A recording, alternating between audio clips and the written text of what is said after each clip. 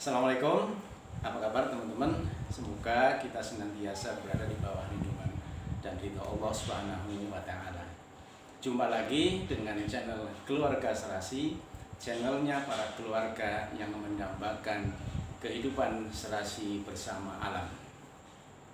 Teman-teman sekalian, pada malam hari ini saya mencegat Ustadz Ansori dari acara beliau di Masjid Ar-Rahman. Karena memang kesempatan bertemu dengan beliau sangat tidak mudah. Nah, alhamdulillah beberapa waktu yang lalu saya sudah menyampaikan ingin mengetahui apa sih sebenarnya konsep Islam tentang lingkungan hidup. Nah, pada malam hari ini saya ajak teman-teman sekalian untuk menyimak konsep lingkungan hidup menurut Islam yang dalam hal ini akan disampaikan oleh Ustadz kita, Ustadz Ansori. Beliau adalah seorang Ustadz yang banyak mengisi di masjid-masjid di sekitar Tangerang Selatan dan Tangerang. Seorang guru, barangkali nanti beliau akan memperkenalkan dirinya. Mari kita ikutin perbincangan kita pada kesempatan kali ini.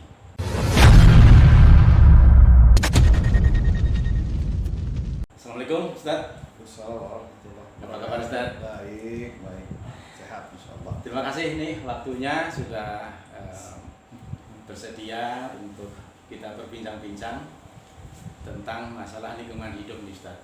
Jadi seperti yang sudah kita maklumi ya, Islam itu memiliki konsep tentang masalah lingkungan hidup. Nah, tapi mungkin masih banyak kita temui perilaku-perilaku yang justru itu merusak lingkungan. Nah, apa kira-kira yang ingin atau bisa Ustadz sampaikan nih kepada warga, kepada umat Muslim terkait dengan bagaimana sih sebenarnya Islam memandang masalah itu? Silakan Ustadz. Baik, bismillahirrahmanirrahim. Terima kasih Pak Purono. Saya kira pertemuan ini menjadi menarik karena terkait dengan isu-isu global itu kan nampaknya banyak yang bukan mempertanyakan, banyak jadi pertanyaan tentang bagaimana si Islam menjawab isu-isu global itu. Salah satunya adalah tentang isu lingkungan. Itu saya kira menjadi menarik. Nah, ini bukan jadi isu lokal lagi, itu menjadi isu global. Yang pertama mungkin yang ingin saya sampaikan, kadang-kadang kita nggak sadar sebenarnya ketika kita sholat 17 kali dalam sehari, kita membuka setelah basmalah dengan alhamdulillahirabbil alamin. Jadi penghujung ayat kedua ini Allah menyebut kata alamin. Itu kan bentuk jama dari kata alam. Para mufassir mengatakan kenapa Allah menyebut alamin, itu asal kata dari alamat. Jadi alam ini tanda wujud adanya Allah Subhanahu wa Ta'ala. Dan itu sebenarnya pertanda dari Allah Subhanahu wa Ta'ala, sebenarnya isyarat dari Allah Subhanahu wa Ta'ala bahwa yang pertama umat Islam itu bukan hanya concern dengan persoalan yang bersifat vertikal bersama Allah Subhanahu wa Ta'ala, tapi hubungan vertikal dan hubungan baik dengan Allah Subhanahu wa Ta'ala juga bisa diwujudkan dengan wujud manusia muslim peduli terhadap alam. Yang kedua, ada di dalam Al-Quran Allah Subhanahu wa Ta'ala berfirman, wala tufsidu fil ardi ba'da islahiha. Wala tufsidu fil ardi ba'da islahiha. Jadi janganlah kalian berbuat kerusakan di muka bumi ini sesudah bumi ini dibuat baik, dibuat bagus, ya, terstruktur, ya kan? Airnya, pohonnya, siklus oksigen dan lain sebagainya. Kan bisa dibayangkan sebenarnya ketika keseimbangan alam itu sudah dibuat sedemikian oleh Allah Subhanahu wa Ta'ala, kemudian intervensi manusia kemudian merusak keseimbangan alam itu, maka kemudian Allah Subhanahu wa Ta'ala menjelaskan di dalam Al-Qur'an surat Ar-Rum kalau nggak salah, itu Allah mengatakan dhaharal fasadu fil barri wal bahri bima kasabat aydin nas. Jadi telah nampak kerusakan di muka bumi itu kan dengan sebab di daratan di lautan dengan sebab perbuatan manusia. Jadi kita sebenarnya, jadi ketika Allah menyebut dirinya Rabbul Alamin, Allah ngasih isyarat bahwa alam ini harus diperhatikan. Yang kedua, Allah sudah membuat tempat tinggal kita ini bumi dengan segala keseimbangannya, lautan dengan peruntukannya, hutan-hutan dengan peruntukannya, siklus oksigen juga harus dipelihara oleh manusia dengan keberadaan pohon-pohon yang ada di sekitar kita. Kemudian ketika manusia melanggar itu, maka kata Allah sesungguhnya kerusakan itu bukan karena Allah, tapi karena upaya dan ikhtiar manusia, perbuatan manusia gitu, yang merusak keseimbangan alam yang sudah dibuat sedemikian oleh Allah Subhanahu wa taala. Ada firman Allah Subhanahu wa taala mengatakan bahwa sesungguhnya bumi ini akan diwariskan kepada hamba-hambaku yang saleh. Saleh itu kan dari kata maslahat ya, orang-orang yang bisa mendatangkan kemaslahatan. Di ayat yang sebelumnya saya sebutkan, jangan kalian berbuat kerusakan ba'da islah. Jadi Allah sudah bikin maslahat, Allah sudah bikin tatanan yang begitu baik alam ini. Kemudian kata Allah, jangan kalian merusak. Maka kata Allah Subhanahu, orang yang bisa mengelola dan punya tata kelola yang baik, itu sesungguhnya yang paling berhak adalah orang-orang saleh. Dan orang-orang saleh ini saya memandang ini mungkin kalau bicara konteks umat Islam ya umat Islam gitu kan. Ini sebenarnya ini wasiat dari Allah Subhanahu wa taala, nasihat dari Allah Subhanahu wa taala. Jadi orang saleh. Dan orang-orang saleh itu ada orang-orang yang memperhatikan lingkungan, yang peduli terhadap lingkungannya gitu kan. Kalau disebut soleh itu dalam artian umum tidak harus umat Islam saja. Jadi mereka yang tahu bahwa alam ini sudah dengan sedemikian seimbang ya, sedemikian tertata dengan rapi, maka siapapun yang peduli terhadap lingkungannya pasti mereka akan perhatikan bagaimana tata kelola lingkungan itu mesti dikelola dengan sebaik-baiknya, keseimbangannya, pemanfaatan sungai, pemanfaatan air, pemanfaatan pohon, menjaga kebersihan dan lain sebagainya.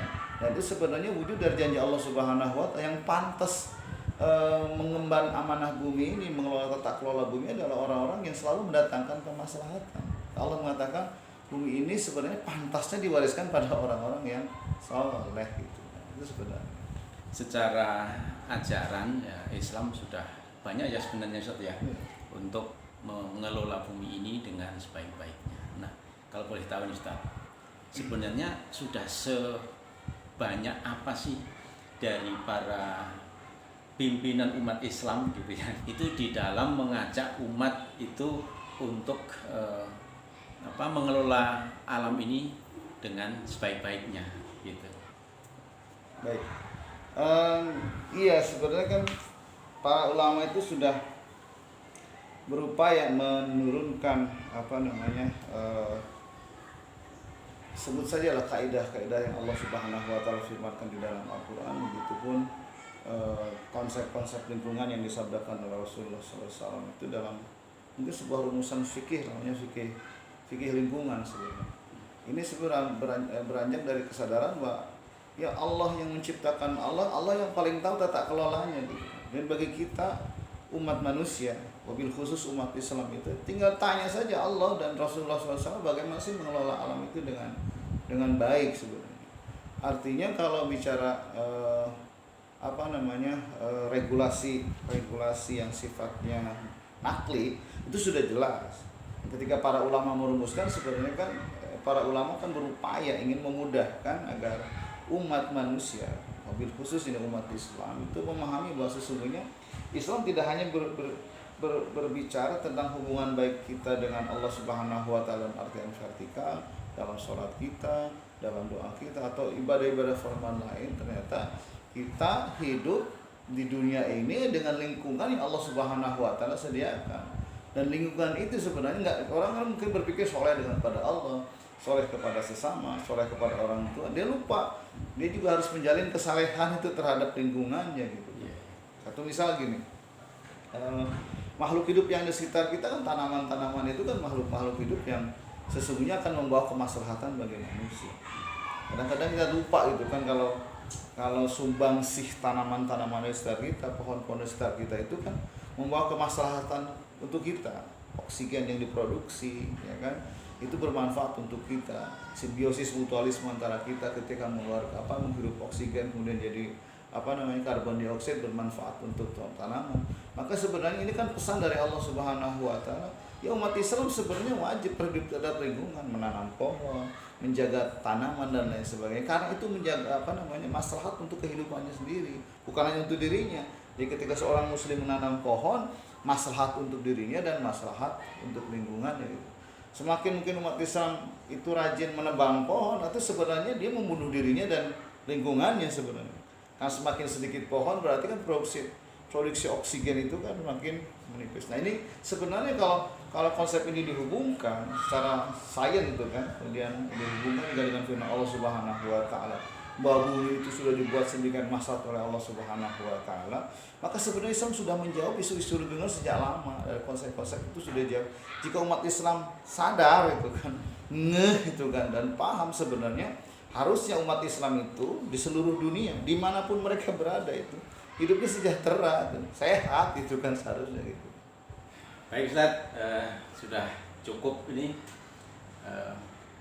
beberapa uraian walaupun singkat ya, mungkin nanti lain waktu kita sambung lagi. Tapi barangkali ada satu pesan Ustaz, kata-kata penutup ya. Bagaimana kira-kira nasihat yang terbaik nih untuk umat Islam terkait dengan memelihara lingkungan hidup kita nih Ustaz?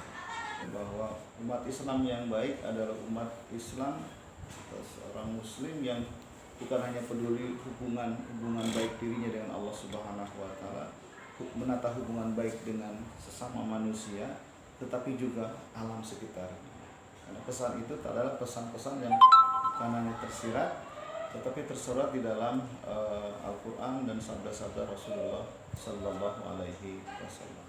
Muslim yang baik adalah muslim yang peduli pada lingkungan. Ya. Demikian teman-teman sekalian, perbincangan kita pada malam hari ini semoga bisa dipahami dan menginspirasi kita khususnya sebagai umat Islam untuk senantiasa berbuat baik, tidak saja berbuat baik sesama manusia tetapi juga berbuat baik kepada alam lingkungan kita. Terima kasih Pak Ustadz Ansori yang sudah meluangkan waktunya. Sampai ketemu pada edisi yang akan datang. Assalamualaikum warahmatullahi wabarakatuh.